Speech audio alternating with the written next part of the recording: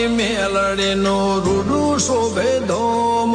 જોણે જગત આખું ચેવા ચેવા તહકોમાં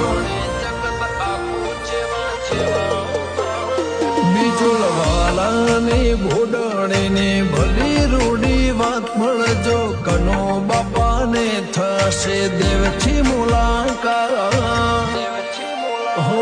રામજી ભગતને વાલી મેલડીમાં દુઃખ આવવા દેતી મારી માં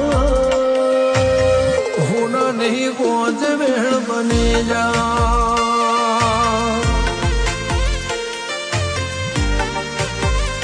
સેવક પરિવારનો હંગત બની જા